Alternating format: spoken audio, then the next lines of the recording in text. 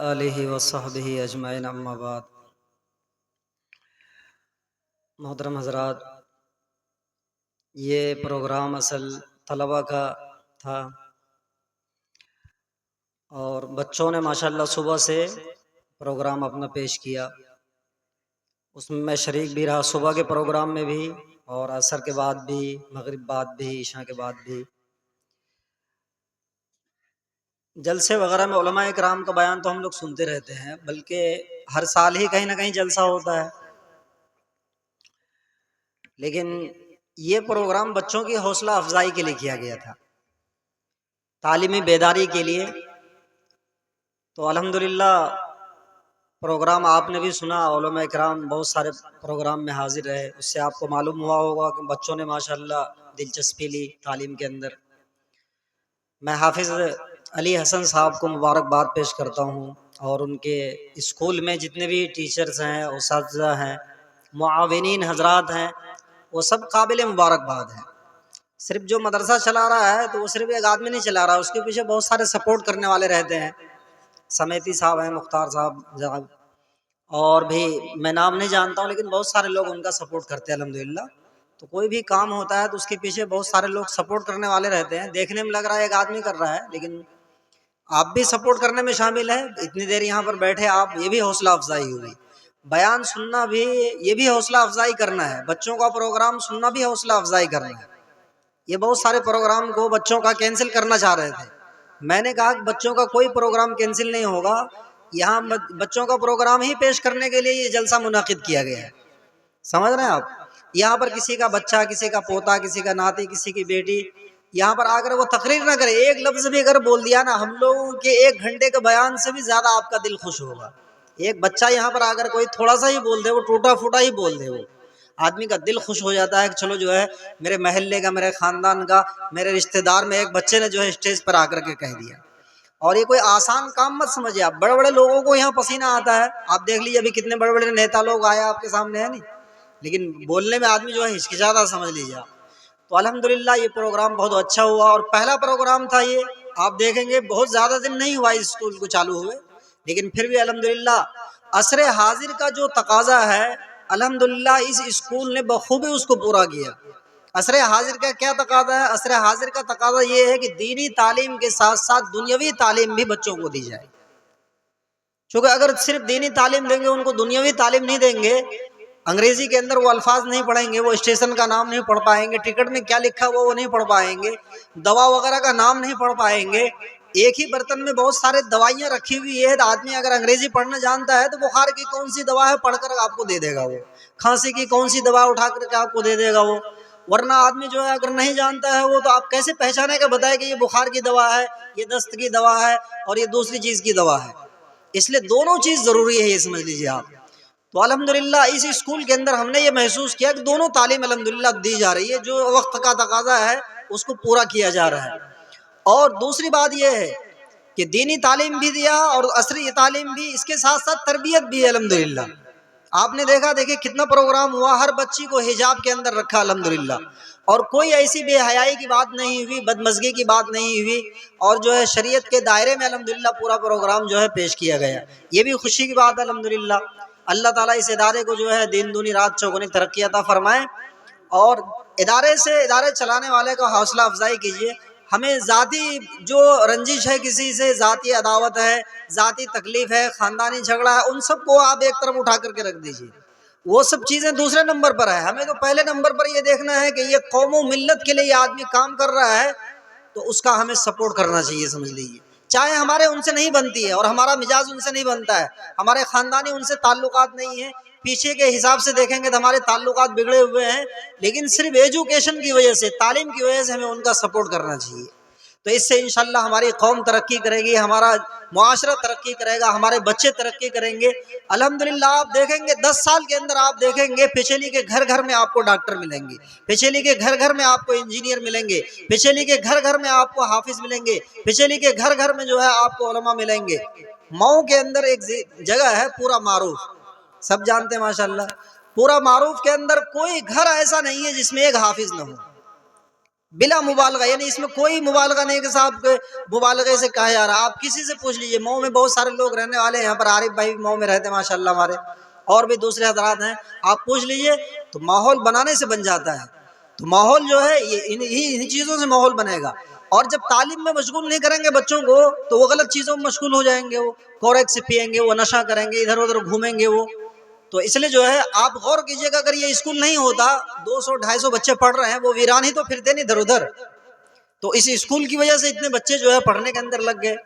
اس لیے دوستو ہمیں اپنے بچوں کو پڑھانا ہے، اور جو بھی کار خیر کسی بھی لائن سے کر رہا ہے اس کا ہمیں سپورٹ کرنا چاہیے، حتیٰ کہ کوئی غیر مسلم بھی اگر اچھا کام کر رہا ہے تو اس کا بھی سپورٹ کرنا چاہیے۔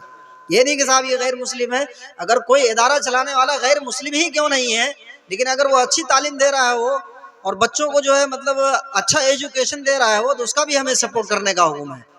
اس لیے جو ہے اس ادارے کے لیے سبھی حضرات فکر مند ہوئیے، یہ بہت خوشی کی بات ہے۔ اس زمانے کے اندر قریب میں تعلیم کا بندوبست ہو جانا بہت بڑی نعمت ہے۔ یہ زمانہ باہر پڑھانے کا نہیں ہے کہ آپ مطلب دلی بھیج دیں اپنے بچوں کو، بنگلور بھیج دیں، حیدرآباد بھیج دیں۔ ابھی مثلا کوئی ہنگامہ ہو جائے گا، آپ بچوں کو کون لے کر کے آئے گا؟ کون رسک لے گا آپ کے بچوں کو یہاں پہنچانے کا؟ بتائیے، چھوٹے بچے آپ کے ادارے سے کہیں بھاگ گئے، کون کھوجنے جائے گا اس کو؟ میرا چھوٹا بھائی خود ہی اعظم گڑھ سے بھاگ گیا تھا، سمجھ لیجیے آپ، ان کو کھوجنے کے لیے ہم دلی گئے، پھر دیون گئے، پھر گڑگاؤں گئے۔ یہاں پر پچیلی کے لوگ موجود ہیں، گڑگاؤں میں جو لوگ رہتے تھے انہوں نے فون کیا کہ آپ کا چھوٹا بھائی یہاں پر آیا۔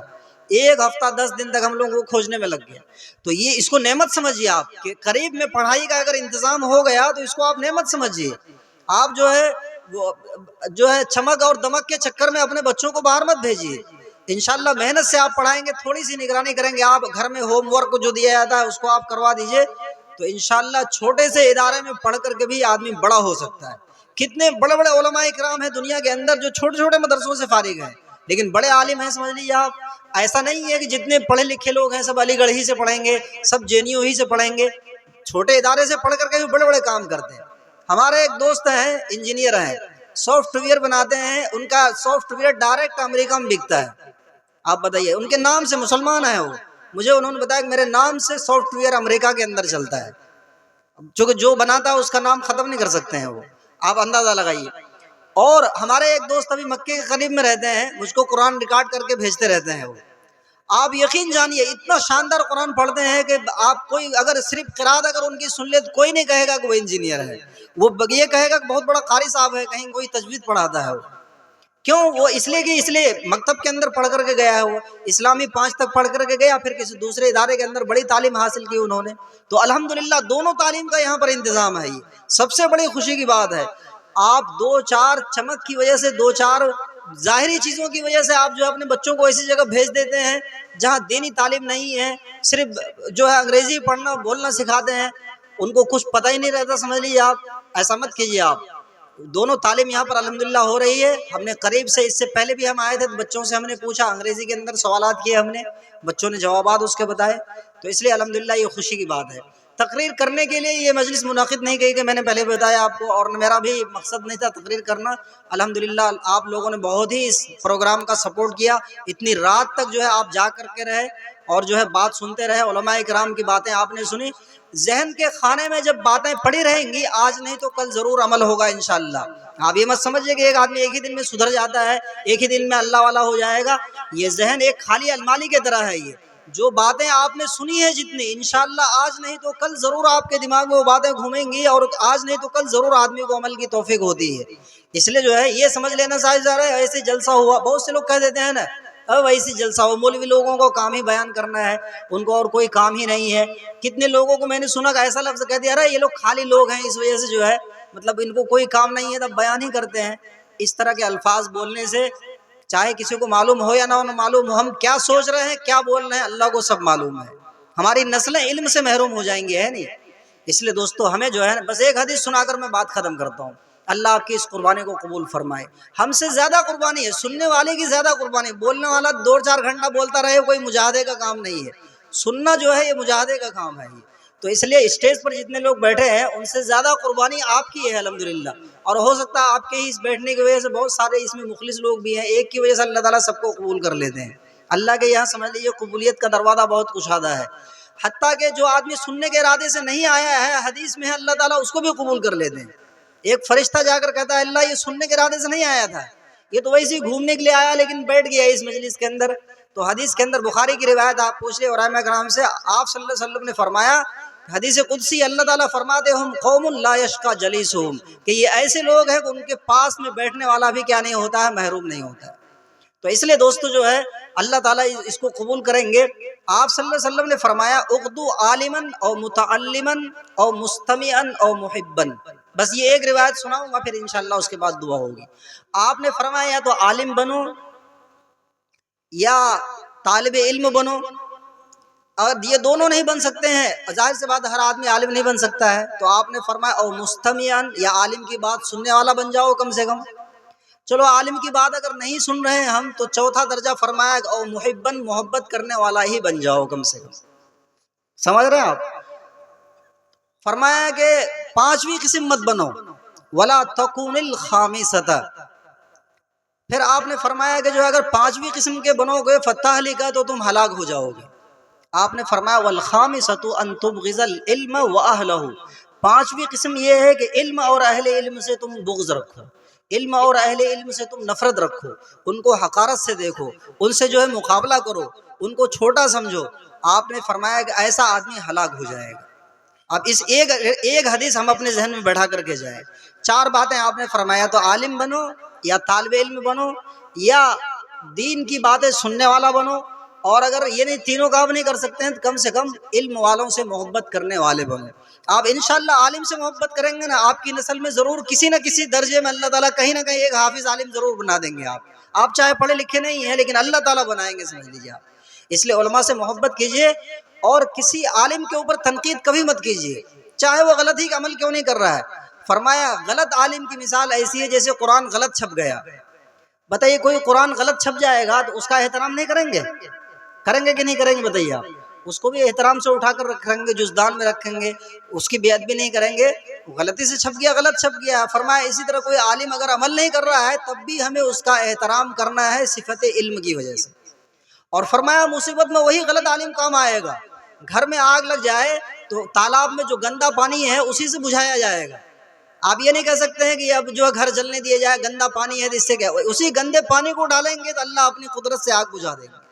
فرمایا مسئلہ جب پھنس جائے گا، کہیں کوئی نکاح پڑھانے والا نہیں رہے گا، کوئی جنازہ پڑھانے والا نہیں رہے گا، کوئی کان میں اذان دینے والا نہیں رہے گا، ڈھونڈ کر آخر میں آپ اسی عالم صاحب کو پکڑیں گے جس سے سال بھر سے نفرت کر رہے ہیں۔ ابھی میں کل چمپارن سے آیا ہوں صبح میں، مجھ سے خود وہاں کے لوگوں نے بتایا، وہاں الحمدللہ ایک بہت اچھی تنظیم ہے، جو بھی ڈی جے بجائے گا شادی میں، گانا بجائے گا، ایک تنظیم ہے وہ 50 آدمیوں کی، وہ 50 آدمی اس شادی میں جائیں گے اور کوئی نکاح نہیں پڑھائے گا، کوئی کھانا نہیں کھائے گا، کوئی دعوت میں شریک نہیں ہوگا۔ ایک سیٹ صاحب تھے، جب پیسہ آدمی کے پاس زیادہ آ جاتا اور دین نہیں رہے، دماغ چوتھے آسمان پہ چلا جاتا ہے۔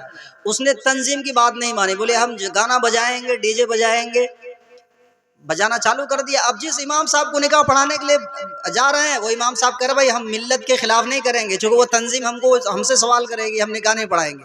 پورے گاؤں میں 2-4 گاؤں میں گھوم کر کسی عالم صاحب کو کہا کوئی نکاح پڑھانے کے لیے تیار نہیں ہوا۔ رات ہو گئی، 8 بج گیا، 9 بج گیا، 10 بج گیا، اب کیا کریں گے؟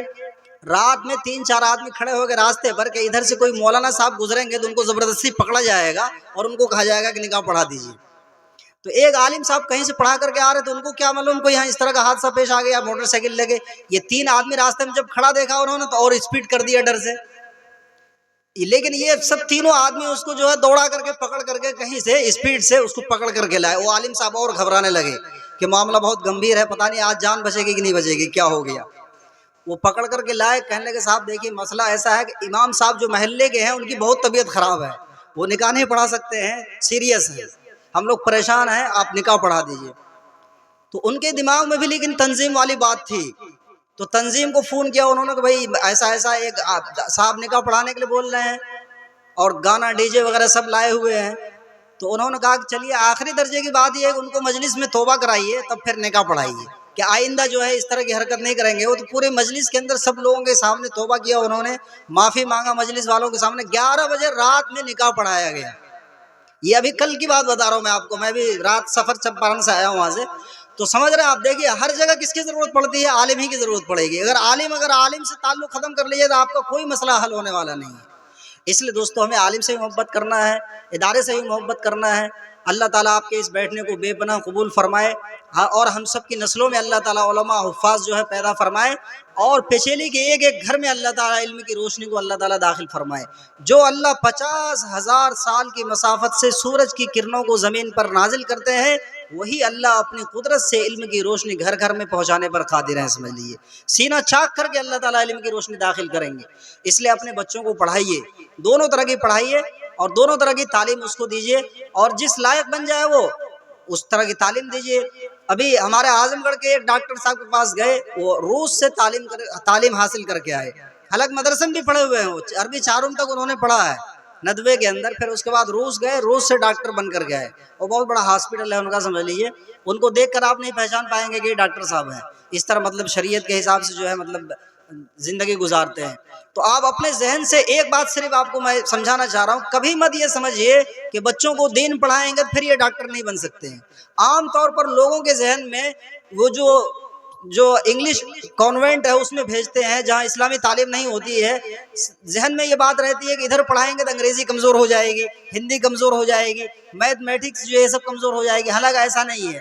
ایک نہیں میں سینکڑوں انجینئر پروفیسر کو مجھ سے تعلق ہے، انہوں نے بتایا کہ ہم نے پہلے اسلامیہ میں 5 تک پڑھا ہے، پھر اس کے بعد ہم ڈاکٹری لائن میں گئے، کوئی انجینئر کی لائن میں گیا، پروفیسر کی لائن کے اندر گیا، الحمدللہ بڑے بڑے عہدے پر ہیں وہ، سمجھ لیجیے آپ۔ اس لیے اپنے ذہن سے یہ بات نکالیے کہ ہم صاحب اگر ان میں پڑھائیں گے تو ہمارا بچہ ترقی نہیں کرے گا۔ میں تو کہتا ہوں مولوی سے زیادہ دماغ دنیا میں کسی کا نہیں چلتا ہے، سمجھ لیجیے آپ، سمجھ رہے ہیں آپ۔ عربی پڑھنے کے بعد اگر کسی لائن میں جائے گا نا، اس کا دماغ اتنا کھل جائے گا، آپ دیکھ لیجیے جو ڈاکٹر وغیرہ بھی عربی پڑھے رہتے ہیں وہ دوسرے کے مقابلے میں زیادہ جانکاری رکھتے ہیں، وہ ایک ہی بات سے 10 بات خود بخود نکال لیتے ہیں وہ۔ تو اس لیے جو ہے اپنے بچوں کو کبھی مت یہ سوچیے کہ صاحب اس کو اگر مدرسے میں پڑھا دیں گے تو جو ہے آگے چل کر کے کیا ترقی کرے گا۔ اسلامیہ میں 5 تک ضرور پڑھائیے، ٹھیک ہے انشاءاللہ۔ اللہ تعالیٰ ہم سب کو عمل کی توفیق عطا فرمائے، اور کہنے سننے میں جو کمی کوتاہی ہوئی اللہ تعالیٰ اس کو معاف فرمائے۔ 5 وقت نماز کا زندگی بھر اہتمام کریں گے انشاءاللہ، ٹھیک ہے۔ اگر ہم نے فجر نہیں پڑھا تو سمجھ لیجیے جلسہ میں بیٹھنا ہمارا ناکام ہو جائے گا۔ کسی حال میں نماز مت چھوڑیے، ہم مسلمان ہیں نا، ہم پہلے مسلمان ہیں سمجھ لیجیے، بعد میں تاجر ہیں، بعد میں جو ہے دکاندار ہیں، بعد میں ہم جو ہے انجینئر ہیں، بعد میں پروفیسر ہیں۔ اگر ہم نمازی نہیں ہیں تو سمجھ لیجیے اسلام کا کوئی حصہ ہمارے اندر نہیں ہے۔ فرمایا کہ نماز کی مثال سر کے طرح ہے، ہاتھ کے بغیر ہاتھ کو آدمی بہت نظر آئیں گے، پیر کے بغیر نظر آئیں گے، اور اس طرح کان کے بغیر آدمی نظر آئیں گے۔ سر کے بغیر کسی آدمی کو چلتے ہوئے دیکھا آپ نے کہیں سڑک پر کوئی آدمی چل رہا اور اس کا سر غائب ہو؟ فرمایا کہ اسلام میں نماز کا یہی درجہ ہے، نماز خلاص تو اسلام خلاص، سمجھ لیجیے آپ۔ اس لیے جو ہے نماز کا اہتمام کریں گے، جب ہم نماز کا اہتمام کریں گے تبھی بچہ نیک ہوگا نا۔ ہم سوچتے ہیں بچہ نیک ہو جائے ہم نماز نہ پڑھیں۔ ایک آدمی اپنے بچوں کو پکڑ کر لایا، بولے مفتی صاحب سمجھائیے اس کو نماز نہیں پڑھتا۔ میں نے پوچھا آپ کئے ٹائم کی پڑھتے ہیں؟ بولے میں صرف جمعہ پڑھتا ہوں، اس کو آپ سمجھائیے۔ میں نے کہا کہ ایسا نہیں ہوگا، آپ تو صرف جمعہ پڑھیں گے تو اس کو 5 ٹائم پڑھنے کے لیے تاکید کرتے ہیں، ایسا نہیں ہوگا۔ آپ خود پڑھیے، بچہ انشاءاللہ آپ کو دیکھ کر کے نا خود خربوزہ کو دیکھ کر خربوزہ رنگ پکڑتا ہے، مثل مشہور ہے۔ تو اس لیے جو ہے ہمیں اس کا اہتمام کرنا ہے، بچوں کی تاکید کیجیے، بچوں کی تربیت کیجیے، انشاءاللہ اپنا گاؤں الحمدللہ ترقی کی طرف گامزن ہے اللہ کے فضل سے۔ آپ پرانے بوڑھے لوگوں سے پوچھ لیجئے، اتنے حافظ نہیں تھے 50 سال پہلے، 40 سال پہلے، اور اتنے علماء نہیں تھے، اتنے پڑھائی کے وسائل اور اسباب نہیں تھے۔ مسائل اللہ تعالیٰ بعد میں پیدا کرتے ہیں، اس کے وسائل اللہ تعالیٰ پہلے پیدا کر دیتے ہیں۔ اور موجودہ کسی بھی مسائل سے کبھی مت گھبرائیے، سارے مسائل کا حل اللہ کے ہاتھ میں ہے۔ کس کے ہاتھ میں بتائیے آپ؟ اللہ کے ہاتھ میں ہے۔ ایمان والوں کا سارا ٹینشن ختم ہو جاتا ہے صرف 1 سیکنڈ کی وجہ سے، صرف جب اوپر دیکھے گا کہ اللہ ہے تو سب ٹینشن ختم۔ بچے کا سارا ٹینشن ختم ہو جاتا ہے، کیوں؟ والد صاحب میرے ساتھ ہیں، محلے میں کوئی مجھ کو کچھ نہیں کر سکتا ہے۔ اپنے جو باغی ان کے دوست ہیں ان کو بھی انگوٹھا دکھا کر چلا جاتا ہے، کیوں؟ والد صاحب ساتھ میں ہیں۔ تو اس لیے دوستو اللہ مسلمانوں کے ساتھ ہے، اللہ ایمان والوں کے ساتھ ہے، اللہ جو ہے دین پر چلنے والوں کے ساتھ، اور آج بھی موجود ہے، ہر زمانے کے اندر موجود ہے۔ حالات بدلتے رہتے ہیں، حالات آتے رہتے ہیں، کسی حال سے جو ہے مسلمانوں کو مایوس نہیں ہونا چاہیے، بلکہ ہر حال میں اللہ سے اچھا گمان رکھنا چاہیے، اور اللہ سے امید رکھنی چاہیے، دعاؤں کا اہتمام کرنا چاہیے، استغفار کا اہتمام کرنا چاہیے۔ انشاءاللہ استغفار کے اہتمام سے ساری مصیبتیں اللہ دور کر دیں گے، اور جو ہے روزی کا پھاٹک اللہ تعالی ہمارے لیے کھول دیں گے، سمجھ لیجیے آپ۔ یزدکم قوۃ الی قوتکم، تمہاری قوت میں اللہ اضافہ کر دیں گے اگر استغفار کا اہتمام ہوگا۔ آخری بات آپ یہ دامن میں باندھ کر کے لے جائیے، استغفار سے زیادہ پاورفل وظیفہ دنیا میں کوئی نہیں ہے، سمجھ لیجیے آپ۔ آپ استغفار روزانہ پڑھنا چالو کر دیجئے. میں آپ کو اللہ کو حاضر ناظر سمجھ کر رہا ہوں، ایسی جگہ سے اللہ روزی دیں گے جہاں سے آپ کو گمان نہیں ہو سکتا ہے، اور اللہ تعالیٰ ہر مشکل میں راستہ نکالیں گے. اس لیے مشکلات ہیں ابھی دنیا کے اندر، ہر جگہ مسلمان بھی مشکلات کے اندر ہیں، اور دیگر جگہوں کے اندر بھی ہر مسلمان پر ضروری ہے کہ روزانہ کم سے کم 500 مرتبہ استغفار پڑھیں گے بھائی انشاءاللہ. الحمدللہ رب العالمین. اللہم صلی علی محمد.